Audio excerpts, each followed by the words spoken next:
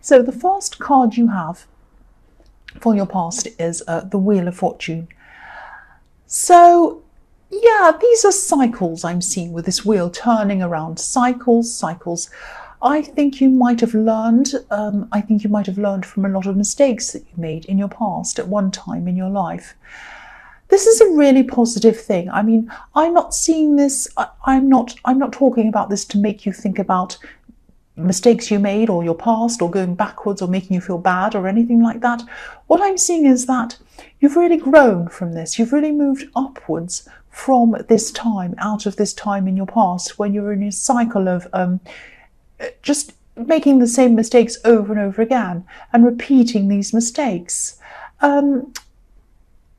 This might have even been an addiction or something like that. It doesn't have to have been a drug addiction. It might be, but it doesn't have to be. It might have been an addiction to a person, if that makes sense. Because I'm seeing there's a cycle of someone treating you quite badly, and you kept on coming back and coming back. So you'd come back, they'd treat you badly, they'd apologise, and over and over again, you forgave them, you'd come back again, and they'd repeat it over and over and over again. And it was as if you were kind of addicted to the ups and downs, because maybe you had terrible downs, but maybe when you got back together, the highs were amazing, and then you'd go down again, and the lows were terrible. But then at the lows, you were addicted to the highs, so you kept on wanting that feeling of getting back to them again. It was like, oh, they're back again, I'm so happy. And then you'd crash again. That's the kind of thing I'm seeing when I'm looking at this wheel turning around, this high and then this crash. It's almost like a Ferris wheel. When you go up on a Ferris wheel, you go up to the very top, and then when you start to come down again, you have this really weird feeling. It's like, oh no, in your stomach, and then you go up again, you're up high again. That's what I'm seeing happening, and that's the addictive kind of thing. And it's a similar kind of addiction to a drug addiction, obviously, having lows and highs, and just seeking that high again, seeking that feeling again. But you did get out of this horrible cycle, and really you need to be congratulated for doing that, because not a lot of people can do that. They're completely addicted. They keep on going back and back and back again. So you really learned from this. And I think after you learned from this, you really had to be very vigilant about who you'd have around you, what kind of person, what kind of behavior you'd have around you. You just didn't want to get involved. You didn't want to become involved in anyone who was like that or anywhere near that ever again. And that's how all kinds of addicts or recovering addicts have to be in any kind of addiction. Doesn't matter what it is. It might be shopping, it might be a person, it might be anything.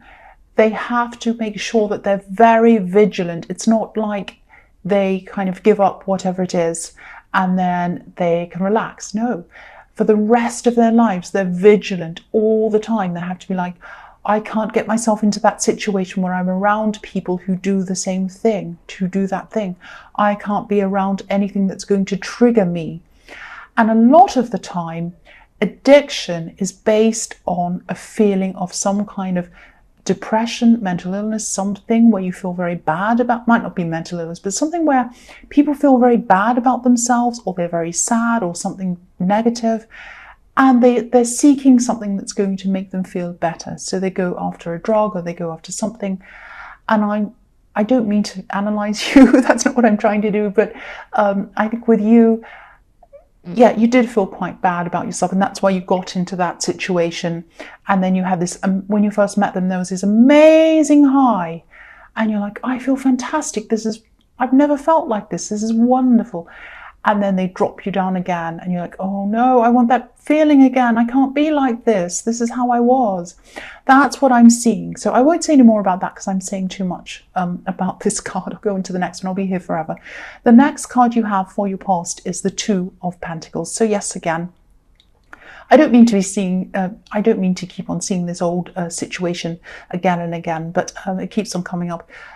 Sometimes old situations come up in readings to remind you of a lesson that you learned in your past, and you might need to apply what you learned to something that's happening to you now. So this might not be the case with you, or it might be, but keep that in mind. Have a think about what might be going on in your life that you need to remember that lesson and to kind of apply that to something now. That's what I'm seeing. And again, in this card, obviously, these are about cycles as well, with these two pentacles going around in a circle, a cycle, and, feeling out of control. And that's how this man feels in this card. He's afraid that he's going to be out of balance and he's going to drop these coins everywhere. So, yes, you're really out of balance when you're with this person. It was up, down, but you really learnt from this. You really learnt from this time. And maybe you're in a situation now where you might be letting your guard down a little bit with the wrong person, maybe. I don't mean that you should go around with your guard up constantly, never ever letting anyone in. I don't mean that. That's an extreme. But maybe you were a little bit relaxed with someone who might not really deserve that relaxation from you, if that makes sense. I don't think this is around a love situation, this caution I'm seeing. This might be a friend. This might be a friend that might be trying to take advantage of you in some way. They might be trying to make you do something that you might not feel comfortable around. So just have a think about, I don't know if this resonates or not, but just have a think about if someone makes you feel uncomfortable in any way, if they ask you to do something that's kind of over a borderline, if that makes sense. If anyone makes you feel uneasy, that horrible feeling you have in your stomach that, oh, this isn't quite right. No, say no to them, distance yourself from them. That's your warning sign. They're your instincts telling you, don't get involved. That's what that is. So just be aware of that and just look out for that. And if you know who this is, obviously distance yourself from them. The last card you have, your past, is the 8 of Swords. Yeah, this is very sad. I don't think this is about you, actually. I think this is about someone who might be interested in you now. And I think you might know who this is. This is someone who'd like to come close to you, or they did at this time. This is in your past. It's probably still happening now. But, they've been really stuck. They've been stuck for a while, actually. They feel that they can't come close to you. I think this person was in your last reading, and I think this situation was in your last reading. So this is probably still hasn't been resolved. This is probably still happening. Yeah, they feel that they can't come close to you for some reason. And I think they might be trapped in some kind of a situation. It might be a family situation. I'm actually seeing people might be standing around this person. They might be talking to them in a very kind of forceful way, in a very harsh way, because swords are often harsh words. That's how I see them quite often. And yeah, I think I'm actually seeing people might be standing around this person, a bit like these swords are around this woman. It reminds me of bullying, actually. It's like, when a poor child's being bullied in the playground, it's really horrible. And sometimes other children will get around them in a circle and they'll say things and poke at them. And it's really nasty, really horrible. And that's what I'm seeing might be happening to this poor person who can't get close to you. And they can't get close to you because they're in the middle of this really horrible situation that's really dragging them down. And this is around some family members. I'm seeing that. Now, I don't think you're talking to this person. I think you might be waiting, or you might have been, you probably still are waiting for this person to talk to you. I don't want to tell you what to do, but I think this person really needs a friend. They need someone right now. If you feel that again, you need to have your kind of barriers up against what you feel is right and what you feel is wrong. So if this is something that you don't feel good about doing, reaching out to this person, then obviously don't do it. I mean, you have to protect yourself as well, but they do need someone. And I think, if you feel that you can reach out to this person, I think, and you know who this is, obviously if this is resonating with you, please try to reach out to this person. They really need someone. That's what I'm seeing. They need a different perspective. They need a different point of view, because all they have around them at the moment is this one perspective, and some people are trying to really force them into something. That's what I'm seeing. So the first card you have for your present is the Queen of Pentacles. So yeah, you are a caring person. And yeah, this is why I was seeing you should reach out to this person in the Eight of Swords. They don't have many caring people around them. I don't think they have anyone around them really. And obviously they're lost, they're trapped, they're going through some terrible things. And I think they just need someone to show them how to get out of this. Someone to show them how to help them to see that they can get out of this. Because this woman in this Eight of Swords, she's blindfolded. She can't see how she can get out of this. But I think, this reaching out and this caring that I was seeing, that I was kind of advising you to do, and I still am, I think you should do that. But obviously this is up to you. Again, if you feel this isn't the best thing for you to do, for whatever reason, you don't have to do this, of course. But as I was seeing in the Wheel of Fortune, you've learned how to draw a line between what you're comfortable with and what you're not. It might be that if you don't feel comfortable with this, it might be that you reach out to someone who does know them, that can help them. You might know a relative of theirs. You might know a friend of theirs. You might know someone who's kind of a mutual friend. Talk to them if you feel that you're not comfortable reaching out to them for whatever reason. Talk to somebody else who's around them and ask them if they can reach out to this person. Try and, if you can, get them some help in some way if this resonates with you. The next card you have for your present is the Seven of Cups. So again, sorry, I keep on seeing this person, I can't help it. Because this person needs help, that's why I'm getting this message all the time. This is trying to show me that someone needs to help this person, someone's in need of help. If you can't help them, please try and get someone else to help them. That's what I keep on seeing. They're lost, they're in the dark, like this poor man who's in the shadows. Again, I'm seeing family. Someone in their family might actually be giving them some kind of an ultimatum, trying to force them to do something. Sorry about that motorbike going past. Yeah, they might have been or they might be still holding something over this person. And again, I don't mean this to be negative. This is a very negative reading. It's horrible. I don't mean it to be. They're going to have to make some kind of choice, but it's very, very difficult, and they're very stuck. They can't quite make this choice. And yes, people around them are trying to tell them which choice to make. They're trying to put pressure on this person. Yeah, and they don't see how they can walk away from this. They need someone, again, they need someone to step in. They need someone to help them. So yeah, again, do this if you can. If you can't, try and ask someone else to help them. They need some help. I really hope this person gets some help. And I'm sorry to repeat myself. I'm really, really sorry. I just keep on seeing the same thing, and I think I'm seeing it for a reason. The last card you have for your present is the Five of Swords. Again, same again. Yeah, they'd like to come close to you. They really would. But any thoughts of you have probably been put to one side while they're in the middle of this really, really terrible battle that they're going through. I think they just need to walk away, and I think obviously I can see that. Anyone who could look in on this situation could see that. But when you're in the middle of this situation, it's hard for you to see that, and I think that's what's happening. It's hard for them to see that. And I think they have family members telling them one thing, trying to influence them to do something. They're treating them in a really terrible way.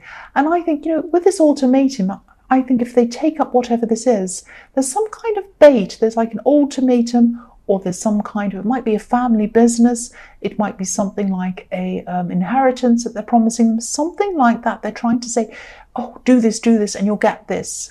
And if you don't, then we'll shun you. It might be something like that. And so that's why this is a very difficult decision for them to make. But nothing's worth this sort of treatment. You know that. I know that. They can't see that.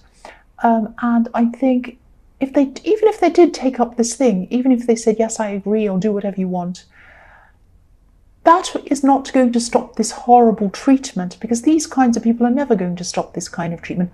I think they need to walk away. Nothing's worth this. Nothing is worth it. Even if someone offers them a mansion, a house, a job, something amazing, it's not worth it. Your freedom is not worth being tied to people like this. Not you, this person. This is what they need someone to tell them. This is why they need another person influencing them and telling them this. They need to see another point of view coming in. So I'll stop with that. I've said everything I can about that. And I can't help it. I just keep on seeing these messages coming in about this. So the first card you have for your future is the Knight of Cups. Yeah, again, I'm seeing this. I'm sorry, I know this is about this person. They're going through so much. They're still going to be waiting for you, and they're going to be waiting until this is all over to come forward to you. I think they are going to come back and come close to you again. They want to do this. You know, the Knight of Cups looks really beautifully groomed as well, really attractive. Like a bit like a knight in shining armor, actually. That's how I think of this card, as the knight in shining armor. This person thinks you're attractive in a lot of different ways, not just physically, but in your brain, in your thoughts, in your heart, all sorts of ways. They think you're very, very attractive. I think they see you as kind of an ideal, idealizing you, something like that. They don't want to drag you into this mess. They don't want to drag you through this kind of thing that they're in. And I'm seeing them waiting, a bit like someone waiting at the traffic lights until it's time to go, until they get the green light. And then when they get that green light, they're coming forward to you. But they have a lot of mess to work through. They have a lot of things to go through before they actually get that green light. This knight, you know, he's on one side of the river, excuse me, and he's waiting to cross to the other side of the river. So that's what I'm seeing. More waiting and things they have to get through before they can actually cross over to you. So the next card you have for your future is the Eight of Pentacles. So they will get through this. They will eventually find a way out of this. They are going to start to work their way out. It's going to be work for them because people around them are going to make it very hard work for them to get out of this, specifically one person. They're just not going to make it easy for them. Now, when they do eventually work their way back to you, which I'm seeing they will eventually do, they're probably going to have a lot of problems. They're probably going to have a lot of upset. They're going to be very shell-shocked in a way. It's going to be very difficult for them. You're probably going to have to take things very slowly with them. They've been through a lot by this time. They will have gone through a lot. So try to be really sensitive toward them. Don't push them into anything. Just be gentle with them. They'll probably have, they'll probably have to lose out on something as well, I'm seeing, if that makes sense. Because I'm seeing a sacrificing something to be able to get out of a situation. So they're going to be feeling relieved on the one hand, hurt on the other hand after this, and they're going to be very very tired, very sensitive, very sad. They probably missed out on something, whether this is an inheritance or something financial. They probably might have even had to, or they might even have to cut out members of their family. They're probably going to be feeling very sad about that. So be very gentle with them. They might even be angry sometimes. They might even get angry. Just be very careful around them. They're not going to be angry with you. They might walk off and get angry somewhere else. Just be aware all of these things might happen around them, because they've been through a really, really, really horrible thing. And they're just going to need someone who's going to take care of them. That's what I'm seeing. The last card you have for your future is the Star. This is a beautiful card. So again, they have hope. They have hope that they can come towards you, and they are going to be able to do that, I'm seeing. And I think, you do as well, I'm seeing. There's a lot of work around you coming back together, a lot of work that has to be done, especially for them. They're very resilient though, and they're going to be able to do this. They're going to gradually get themselves out of this, and they are going to gradually come to you. There's an ibis on this card behind this beautiful woman's elbow. And, ibises are very, very resilient birds. They can survive just about anything. They can live anywhere. And this person is resilient, even though they're going to be hurt, battle-scarred, all of that kind of thing. They're very resilient. They'll get through this. And, this person has hope that they can work their way back to you, and they will do that, definitely. But you can't see that that's what they're doing. They're kind of doing all of this behind the scenes, because this beautiful woman's just bathing. She's just kind of doing whatever she's doing, and this star is behind her. But also, I think even though you might not know that this is all going on behind the scenes, I think you have some sense that this person is going to come back to you. Because if you look at this woman, she's just very relaxed. She's just going about her business. She's just bathing herself, whatever. She looks very calm. She's peaceful in this garden. And, you know, the stars there behind her. It's far away from her right now, but it's coming closer. It's coming closer. And I think you have some sense that you are going to be around this person again. You do sense that. And, you know, every time I've sensed that about someone, it's been correct. And that's how you are. So, yeah, she knows things are going to happen again. She knows what she's waiting for is going to come to her. And that's what you know as well. And it will happen. That's what I'm seeing.